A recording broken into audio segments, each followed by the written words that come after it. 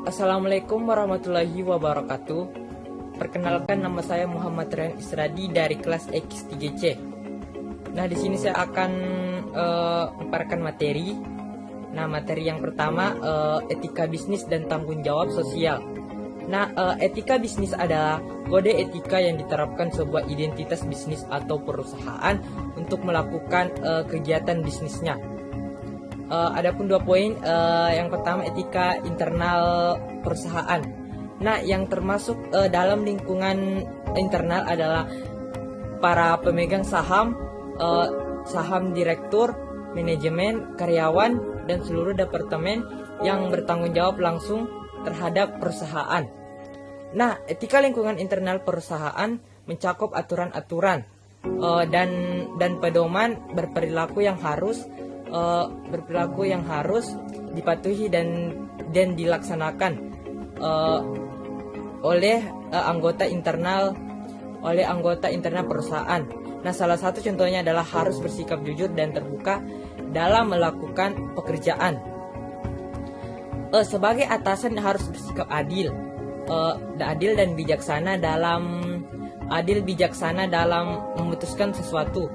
Anggota internal perusahaan juga harus dapat bertanggung jawab atas apapun yang telah diperbuat dalam perusahaan, dan juga waktunya harus dapat bertindak dan bersikap sportif, realistis, kritis, rendah hati, dan juga harus memiliki rasa hormat.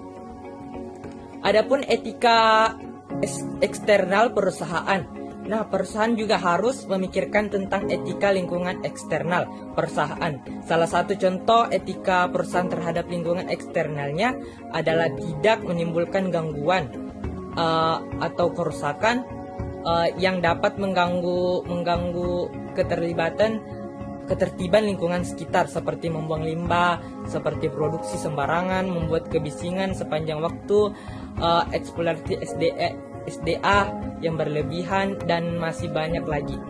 Nah, ada beberapa cara agar hubungan perusahaan dengan lingkungan eksternalnya tetap terjaga dengan baik, yaitu dengan sering mengadakan bakti sosial dengan masyarakat sekitar, memberikan bantuan dana dan juga beasiswa untuk masyarakat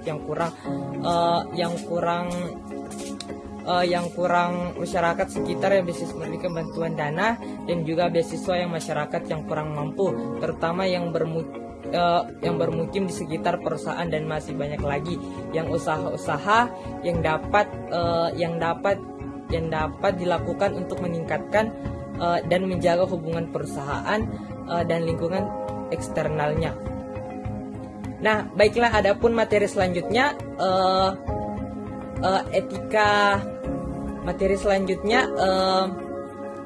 etika bisnis dan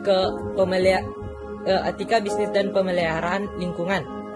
Nah, yang pertama, etika terhadap lingkungan industri. Nah, etika lingkungan berasal dari 2 kata, yaitu etika dan lingkungan. Nah, etika berasal dari bahasa Yunani, yaitu etos yang berarti adat istiadat dan kebiasaan. Misalnya pengaruh teman. Nah, teman akan berpengaruh terhadap pembentukan etika seseorang. Jika lingkungan mempunyai standar etika yang tinggi, seorang individu dan cenderung mempunyai etika yang tinggi juga. Nah, adapun etika terhadap lingkungan milik umum. Nah, yang pertama, prinsip etika dalam lingkungan hidup. Kedua, sikap normal. Yang ketiga, solidaritas bisnis. Dan keempat, kondisi dasar bagaimana harus bertindak secara etis. Yang kelima, prinsip tidak merugikan. Yang keenam, prinsip hidup sederhana. Yang ketujuh, prinsip keadilan. Yang kedelapan, prinsip demokrasi. Yang kesembilan, yang terakhir, prinsip integrasi. Selanjutnya, etika terhadap lingkungan milik negara. Nah, etika lingkungan dapat berupa cabang dari etika sosial atau berdiri sendiri.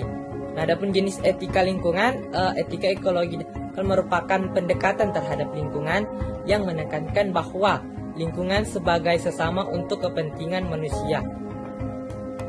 Baiklah, materi selanjutnya implementasi bisnis Islam dalam masyarakat. Yang pertama, peran negara. Nah, peran negara adalah mengelola harta negara untuk semaksimal kepentingan masyarakat, memenuhi prasarana minimal pembangunan sebuah negara yang melindungi dan mengamankan agama, budaya, ekonomi, dan kepentingan politik dan negara yang bertugas untuk bertanggung jawab untuk menegakkan keadilan dalam ekonomi.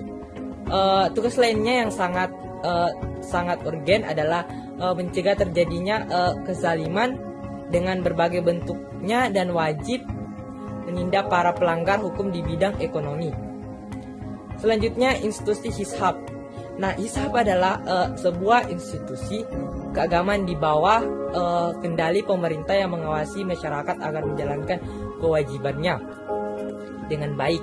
Nah, ketika masyarakat mulai untuk mengacukannya dan melarang masyarakat melakukan hal yang sudah, saat masyarakat mulai terbiasa dengan kesalahan itu. Nah, tujuan umumnya adalah menjaga lingkungan masyarakat dari kerusakan, menjaga takdir yang ada dan memastikan kesejahteraan masyarakat baik. Selanjutnya, kontrol masyarakat. Nah, manusia sebagai keahlian di dunia tidak mungkin bersifat individualistis karena sebuah kekayaan yang ada di bumi adalah milik Allah Subhanahu wa taala. Semata dari manusia adalah kepercayaan di bumi.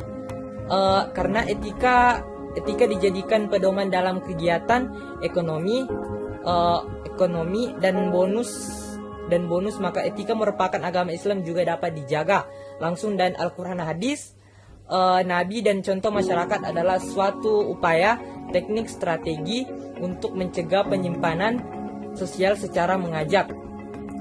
Adapun ketakwaan individu. Nah, perilaku individu dalam organisasi untuk memberikan kejelasan makna serta menghindari meluaskannya. Yang pertama, perilaku organisasi. Yang kedua, perilaku individu dalam organisasi. Yang ketiga, tujuan penulisan. Nah, adapun materi selanjutnya, persaingan dalam bisnis Islam. Nah, pihak-pihak yang bersaing.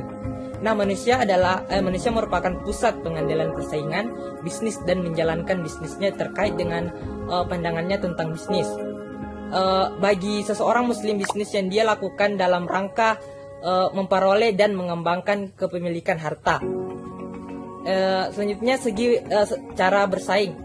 Nah, berbisnis merupakan bagian dari bermuamalah, karenanya bisnis tidak terlepas dari hukum-hukum yang mengatur masalah muamalah, sehingga persaingan bebas yang menghalalkan segala cara merupakan praktik yang harus dihitungkan karena bertentangan dengan prinsip-prinsip muamalah. Islam dengan berbasis sikap orang akan berhubung dengan pihak-pihak lain seperti rekan bisnis dan persaingan bisnis.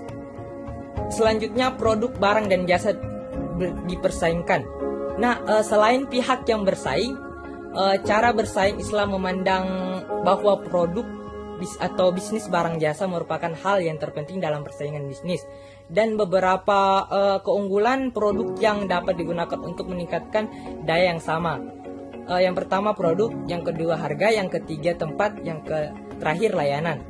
Selanjutnya, hukum persaingan bisnis dalam Islam.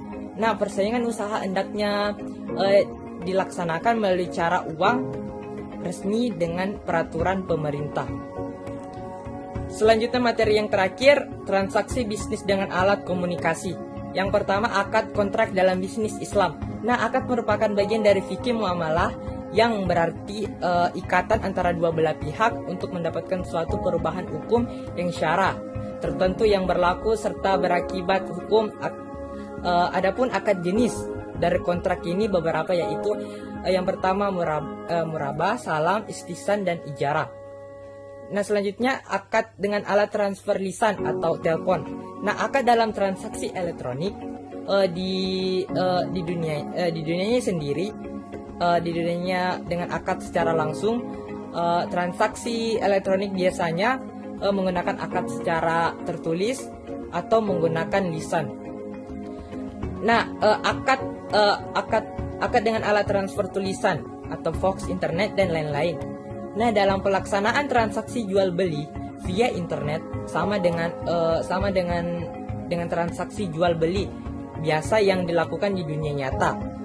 Dilakukan oleh pihak yang terkait, walaupun di dalam jual beli secara internet ini pihak-pihaknya tidak berterima secara langsung satu sama lain, tetapi berpihak melalui internet. Ijab kabul dilakukan via SMS dan mencapai kesepakatan antara penjual dan pembeli. Nah, sekian dari saya. Kurang lebihnya mohon dimaafkan. Assalamualaikum warahmatullahi wabarakatuh.